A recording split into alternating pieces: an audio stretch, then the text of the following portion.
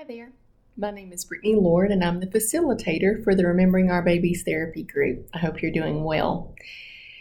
I'm excited about coming and talking with you about a great subject that gets a lot of publicity. Lots of people talk about online and maybe other spots about self-care and coping mechanisms. And I've got two that I think may be really helpful for you, and I'd like for you to give them a try and let us know what you think. So if you are watching this video, it is by no accident. Maybe you've happened upon us, maybe somebody referred you to us, you saw us on Facebook. This is a club that no one wants to be a part of. If you've lost a child due to miscarriage, infant death, or struggle with the pain of infertility, this group is for you. And then we post videos every single month, just about something, maybe a topic around that's going to be helpful, or an experiential activity that may be helpful for you. Now, before I get to it, I will say that if this video finds you having a mental health issue or a medical health issue, go ahead and turn off the video and head to your nearest emergency medical facility. Our group is so excited to come alongside people in our community and beyond with the help of the internet that are a part of this group that we just talked about. So ways that we're doing that is by these videos. Another way is individual counseling sessions. I am an LPC here in Chattanooga, Tennessee, and I would love to schedule a few included or covered sessions with you to discuss how this group may be of help to you. And we also have coming up here in November, we'll be here before we know it, a fundraiser, and it is an amazing time with food trucks, a raffle, fun things to do for kids. This is families, a walk, and at the end of the evening we have a candlelight vigil, live music, and lighting of candles to be able to remembering our babies and taking the steps in that walk. And just having a time of fellowship and remembrance. So more details to come as the fall grows closer. But as I mentioned today, coping skills. So a lot of people talk about coping skills, and what may be a coping skill for you is not a coping skill for me, and vice versa. I love to run. Some people hate to run. So it depends upon what your needs are. But these two that I'm going to bring you today are pretty universal. So, lots of feelings coming through and lots of things that may be happening, whether you've had a miscarriage, lost a child, going through infertility. You're going to be what I call taking a ride on the feelings wheel. So this is a pillow that I have. I'll back it up a little bit on my couch at all times. And a lot of my clients either come to love or hate this pillow, because if we're talking about a specific situation and I'll ask them, hey, how does that make you feel? What did you notice coming up for you? And I'll say, grab the wheel and let's talk about it. So this really helps you to dial underneath feelings. If you're feeling maybe sad about a situation or angry, those are blanket feelings, and there may be some different things lurking underneath those. So I'll have clients to do that. For example, I had a client that she said, I feel a lot of anger a lot of times with the people in my life. And so she looked at the wheel and she said, maybe I feel inferior to some of the people around me. Well, inferiority is different than anger, right? It gives us a different path to go down to explore. It also can help us see some patterns. Maybe you're having some common feelings come up, whether it be at work or with a particular person that is in your family or friend group. It just really helps us to understand what's happening.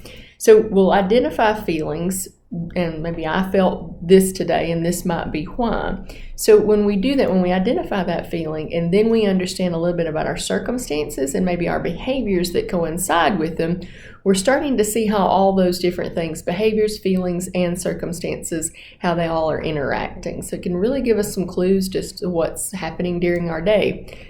We're all so very busy, and so when we take a moment to really see, okay, how am I doing? What am I feeling? It helps us to slow down, take a beat, as the kids say, to be able to see what's happening on our day-to-day basis. It also communicates to you that your feelings are worth paying attention to, and that's a really big deal for a lot of people. Maybe you grew up in a household where your feelings weren't considered, and you having to teach yourself to pay attention to your own feelings as an adult. So Emotions wheel, if you Google this, you'll find it. Take a screenshot, maybe write down, put it in your phone, put it in your journal. I felt blank today and this might be why. So that's coping skill number 1.